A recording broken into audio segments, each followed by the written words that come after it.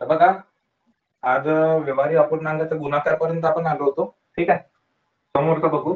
व्यवहारी अपूर्णांकाचा भागाकार म्हणजे भागाकाराऐवजी गुणाकाराचे चिन्ह वापरा व त्या पुढील म्हणजे त्याच्या समोरचा जो अपूर्णांक आहे त्याला उलटा करायचा आहे, परंतु त्याचे चिन्ह बदलायचे नाही आहे.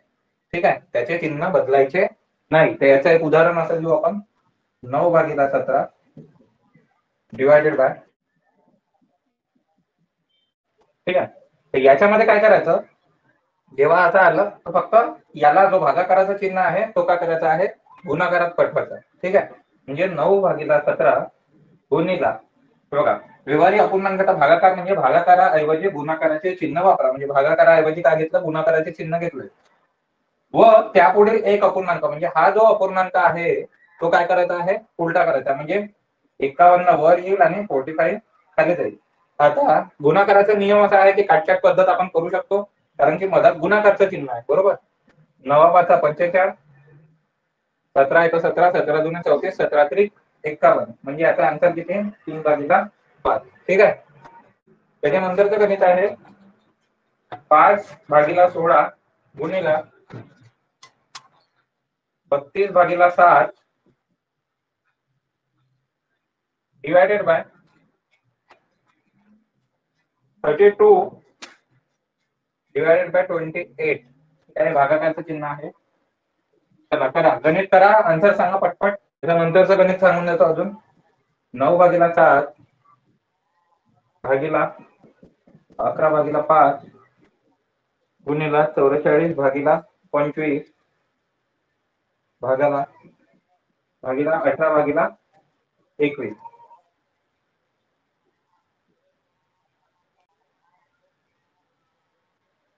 लवकर लवकर करा.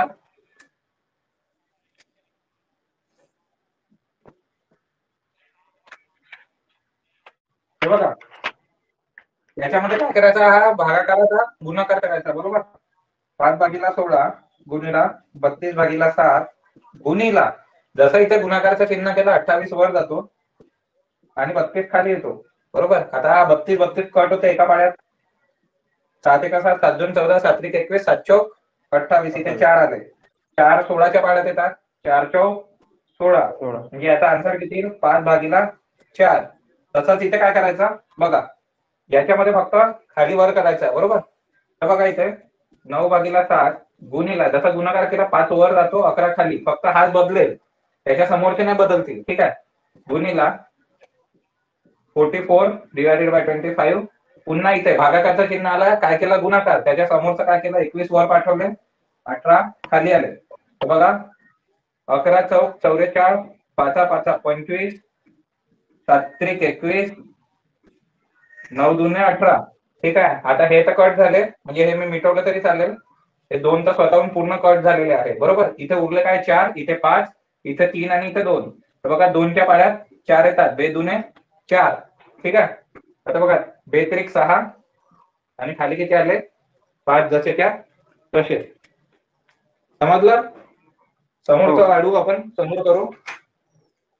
लिहा एक गणित, 9/13 गुणिला 17/23 भागाकाराचं चिन्ह -119 म्हणजे 119/92 गुणिला 55 divided by 27 divided by -20 divided by 21. ठीक आहे, काढून बघा उत्तर.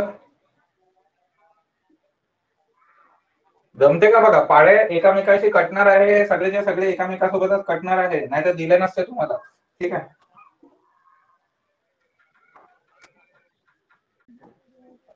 हे बघा इथे गुणाकारचा चिन्ह येतो. बरोबर, हा 92 कुठे जाईल, वर जाईल, -119 खाली येईल.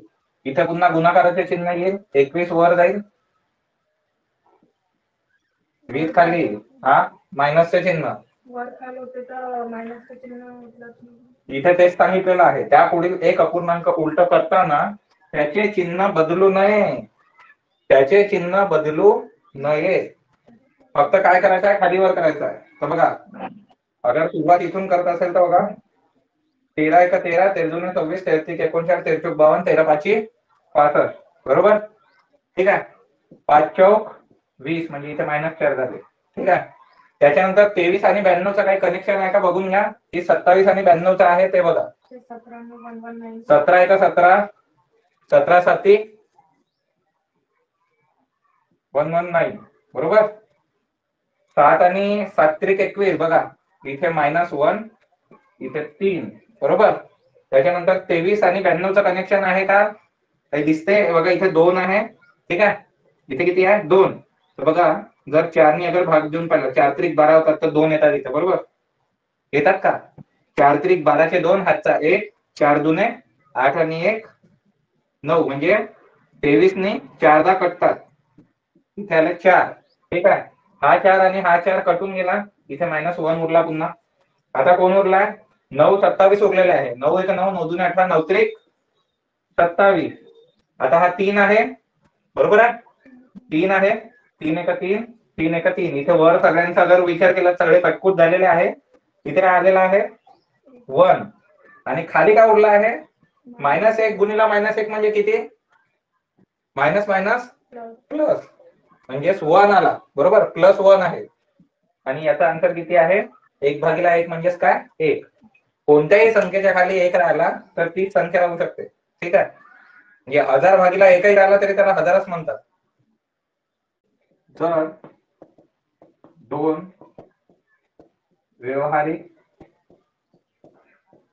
अपूर्णांकांचा भागाकार अंश व छेद रूपात दिला असेल, अंश व छेद रूपात दिलेला असेल तर पुढील सूत्र वापरायचे. पुढील सूत्र वापरावे म्हणजे A/B डिवायडेड बाय C/D. ठीक आहे, जर अशा रूपात दिलेला असेल तर काय करायचं सांगतो. आता बघा, हे सूत्र कसं आहे? A/B hole divided bye C/D. ठीक आहे, हे सूत्र असं आहे, म्हणजे दोन्ही सारखे आहे. मधात आडवी रेष म्हणजेच काय होते? भागाकार होते. तर बघा, ए आणि बी जसाच्या तसा ठेवायचा. ठीक आहे, ए आणि बी कसा ठेवायचा? जसाच्या तसा. मग मधात गुणाकारचा साईन द्यायचा आणि जसं गुणाकारचा साईन दिला तसा तो डी जो आहे, हे दोघांचा डी जो आहे तो वर जाईल. या डी कुठे गेला? वर. हा डी गेला वर आणि सी कुठे आला? खाली. ठीक आहे, तर ठीक आहे का? 9/13 डिवायडेड बाय 25/26.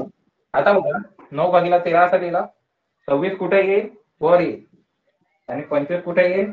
खाली. 13 1 13, 13 दुने 26, म्हणजेच काय? या समोरच्या समोरच्यांचा काय होईल? गुणाकार. 9 दुने 18 आणि खाली काय? 25 जसेच्या तसे. ठीक आहे, 2/3 plus 9/5 whole divided by 3/5 minus 2/9 समोर. आता बघा, याचा आन्सर इच्छा इथे काढायची पद्धत काय? 5 दुने 10, 9 त्रिक 27. 27 आणि 10 किती होतात? 37. 37 डिवायडेड बाय किती? 15 येईल. तर तुम्ही तर करूनच ना दाखवून आले. हे 5 गणित मी करून दाखवणार नाही आता. ठीक आहे, झाले. याच्या आधी शिकवले, समजून सांगितले, पद्धतशीर समजून सांगितले. आता तुमच्यासाठी एवढं डिटेलमध्ये जाणार नाही. ठीक आहे, 9 त्रिक 27, 5 दुने 10. ठीक आहे, मायनसचा साईन आहे. 27 मधून 10 गेलं, उरलं 17 डिवायडेड बाय या दोघांचा गुणाकार होतो. 9 5 45. ठीक आहे, आता हे 45 लिहिलेले आहे, हे तुमच्यासाठी लिहिले. 45 वर जाणार, 17 खाली येणार. ठीक आहे, डायरेक्ट काय होईल? 15 1 15, 15 2 30, 15 त्रिक 45. यांचा भागा याच्यातून कटते का काही? नाही कटत. म्हणून बघा, इथे इथे गुणाकार करायचा आहे. 37 गुणिला 3 असं नाही करत बसायचं. इथे इथे गुणाकार करायचा. 7 त्रिक 21 चे 1, हातचे 2, 3 त्रिक 9 ने 2, 10 आणि 11, 111 आले डिवायडेड बाय काय? 17. याचा आन्सर आलाय का? चला हे गणित करून पहा. आता मी जे सांगतो, 3.1 प्लस 1.3 डिवायडेड बाय 2.2 तृतीयांश मायनस 1.1 अष्टमांश यांचा यांचा गुणाकार होतो, वरच्या सोबत प्लस होते. जर याच्या मधात कोणता साईन नाही, मायनसचा साईन नाही आहे तर ते प्लसच होते. ठीक आहे, तर बघा 2 6 आणि 1 7. ठीक आहे, आता डिवायडेड बाय मध्ये इथे 2 राहील नाही, प्लस 4 1 4 आणि 3 7. 7 भागीला किती 4. समजलं? डिवायडेड बाय याचा आन्सर काढायचा तर काढू शकता पहिले, नाही तर मग हे खाली घेऊ शकता. ठीक आहे, बघा 3 2 6, 6 आणि 2 8 भागीला 3 मायनस 8 1 8 आणि 1 9 भागीला 7 7 चोक 28 7 2 14 यांची प्लस होणार आहे, मधात प्लसचा साईन आहे. ठीक आहे, 14 1 14 14 2 28 14 3 42. ठीक आहे, त्याच्यानंतर 4 2 8 डिवायडेड बाय याला आपण लहान करू शकतो जर करायचं असेल तर. ठीक आहे, त्याच्यानंतर 8 8 64 9 3 27 14 7 गेले 7 उरले, हातचा 1 परत केला, इथे आले 3 37 डिवायडेड बाय 8 3 24. ठीक आहे, आता याला तुम्हाला कमी करायचं आहे तर कमी करू शकता. याच्या समोरचं रूप काय होईल, 42 डिवायडेड बाय 8 गुणिला 24 डिवायडेड बाय 37. 8 1 8 अजून सोडा 8 3 24. आता इथं लक्ष द्या, इथे 8 8 64 झाले, मायनस केले, परंतु अगर इकडे मोठी संख्या आली असती ते मायनस मध्ये उत्तर आलं असतं. बरोबर आहे की नाही? तिथे 8 नाही पाहिजे खाली, तिथे डिवाइड मध्ये 4 लागेल. कुठे ते 42 डिवायडेड बाय 4. का बरं? लसावी त्याच्यात 4 दिसेल ना. कोण म्हणते लसावी काढायचं? ते जेव्हा इथून 1 2 3 असे राहिले, 2 पेक्षा जास्त राहिले तेव्हा लसावी काढू आपण. ठीक आहे, कोणत्याही वेळेस काढून काही अर्थ नाही आहे. इथे डायरेक्ट होऊन आलं ना, बघा 4 2 8. ओके, आता बघा 8 3 24 इज इक्वल टू 37 आणि 42 कोणत्या पाड्यात येतात का? 37 तसाही मूळ आहे. ठीक आहे, तर म्हणून याचा आन्सर किती येईल? 3 2 6 3 चौक 12 37. आता फायनल उत्तर मध्ये असं दिलं राहिलं तर ठीक आहे, परंतु याच्या समोरचं जर आन्सर राहिलं, समोरचं म्हणजे कसं, तर बघा 37 126 भाग कितीने जाऊ शकतो याला सांगा बरं? 37 1 37 37 दुने किती होत असेल काही अंदाजा? 35 दुने 70 होतात, 7 21 म्हणजे जास्त होते. तर आपण याला 37 गुणिला 3 ने देऊ. 7 21 चे 1 हातचे 2 3 3 9 10 11 म्हणजे याच्याने जाऊ शकतो. 3 1 1 1 उरले किती इथे 5, इथे उरले 1. आता बघा इकडे लक्ष द्या, जर गणितात असा आन्सर आहे तर ठीक आहे, परंतु जर तुम्हाला अशा रूपामध्ये आन्सर असेल, ठीक आहे, पूर्णांक युक्त अपूर्णांकामध्ये असेल तर बघा पूर्णांक युक्त अपूर्णांक कसा बनवायचा, तर ठीक आहे, बघा हा जो सगळ्यात खाली आहे त्याला सर्वात वर द्यायचं. ठीक आहे, आपल्या क्लासची प्रथा आहे, जो ज्याला खाली ठेवतात लोक त्याला आपण वर ठेवतो, तर आपण 15 वर लिहू. ठीक आहे, ज्याच्याने भाग देतो ती संख्या नेहमी कुठे राहते? खाली राहते, इथे 37. आणि जो भागाकार येतो की नाही तो नेहमी इथे राहतो. ठीक आहे, तर अशा प्रकारे जर आन्सर राहिलं तर हे करू शकता, अशा प्रकारे राहिलं तर हे करू शकता. ठीक आहे,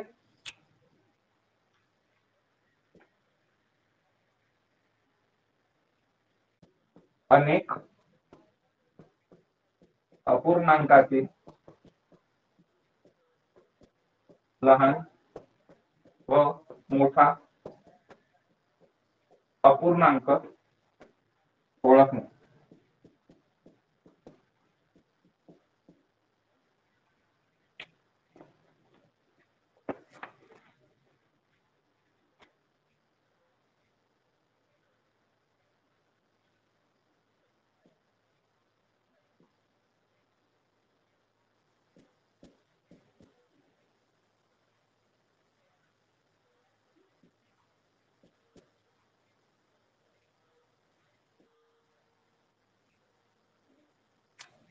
याच्यावर लाईन असेल तर लिहून घ्या.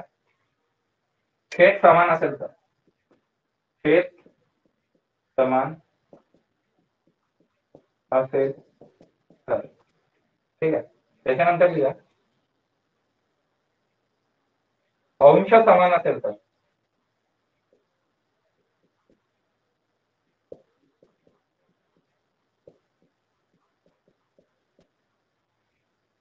नऊ भागीला 12 समान 9 भागीला 7 9 भागीला 11 9 भागीला 5. खाली लिहा इतर प्रकारचे अपूर्णांक म्हणजे अंश व छेद सारखा नसेल तेव्हा.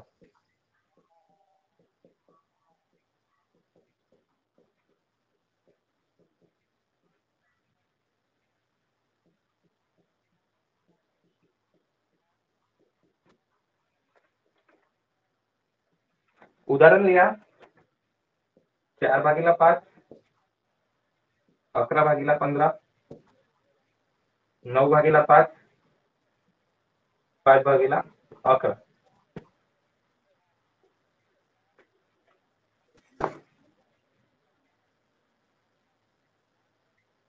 आता आहे का याच्यामध्ये जेव्हा छेद समान असेल तर मोठा कोण आहे? जो मोठा आहे तो मोठा. छेद तर सारखेच आहे ठीक आहे. तर हा कोणता झाला? मोठा. आणि याच्यातला मग लहान कोणता उरला? हा बरोबर. परंतु याच्यामध्ये जेव्हा अंश समान असेल तेव्हा सर्वात मोठा हा सर्वात लहान ठीक आहे. आणि सर्वात लहान जो आहे तो सर्वात काय होईल? मोठा. ओके जमलं. आता याच्यानंतरचा जो पॉइंट आहे हा तर याच्यामध्ये सरळ सरळ आपल्याला भागाकार करावा लागतो ठीक आहे. तर करून बघा सगळ्यांचे भागाकार कोणता लहान कोणता मोठा सांगा मला.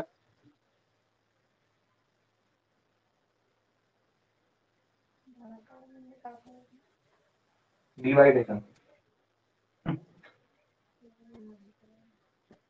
अशा प्रकारच्या गणितात बघा 5 भागीला 4 ठीक आहे 15 भागीला 11 5 भागीला 9 आणि 11 भागीला 5. चला आन्सर काढायचं. पॉइंट दिला 0 दिला 5 8 40 0 याच्या समोर 0 राहतो नेहमी ठीक आहे. इथे पॉइंट दिला 0 घेतला 15 5 75 15 70 90 15 7 5 असेल. पॉइंट येताना फक्त 9 भागीला 5 मध्ये 1 येतं. ठीक आहे. हे समोर जे काही होईल त्याचा ते होईल.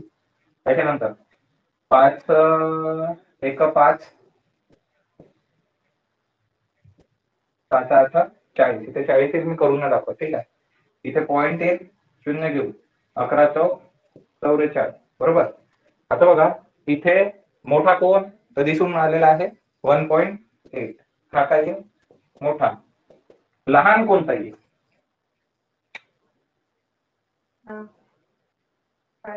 तो 5 भागीला हा का बरं लहान येईल? कारण की बघा पॉइंट नंतर सगळ्यात छोटी संख्या कोणती आहे? 4 आहे ठीक आहे. लहान ठीक आहे समजलं. बघा जर दिलेल्या अपूर्णांकांना वजा चिन्ह असेल म्हणजे मायनसचं चिन्ह असेल जर दिलेल्या अपूर्णांकांना वजा चिन्ह असेल तर जो अपूर्णांक सर्वात मोठा दिसतो तो सर्वात लहान असतो ठीक आहे. आणि जो अपूर्णांक सर्वात लहान दिसतो तो सर्वात मोठा असतो. का बरं? कारण की बघा 0 हा मधात येतो त्याच्यानंतर +1 +2 +3 +4 अशी संख्या होते. परंतु इकडे जर आलं तर शून्यापेक्षा लहान कोणती आहे? -1 -2 -3 -4 -5 हे त्याचं रिझन आहे. ही स्केल बनवून घ्यायची असेल तर बनवून घ्या ठीक आहे.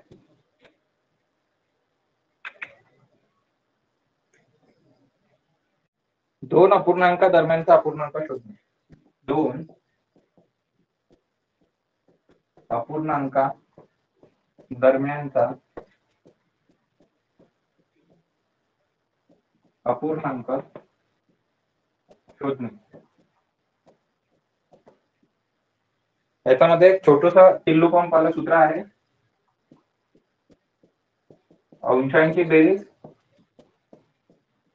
डिवायडेड बाय छेदांची बेरीज.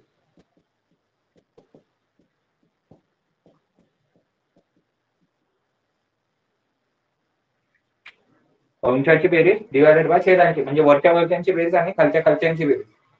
ठीक आहे. याच्यातला पहिलं गणित लिहा. 4/7 व 9/13 दरम्यानचा अपूर्णांक शोधणे. शोधणे किंवा शोधा. ऑप्शन द्यायची गरज नाही. ह्या सूत्राचा डायरेक्ट 4 आणि 9 13 आणि इकडे किती होतात 20. उत्तर कसं? उत्तर संपलं. ठीक आहे. 4 आणि 9 13, 13 आणि 7 20. असंच लिहा. 5/7 आणि 11/14. गणित तसंच आहे. आन्सर तोंडी येते 16 किती 21. त्याला काही सूत्र आहे ते लिहून घ्या. A भागिला कंसात B divided by C is equal to AC divided by D.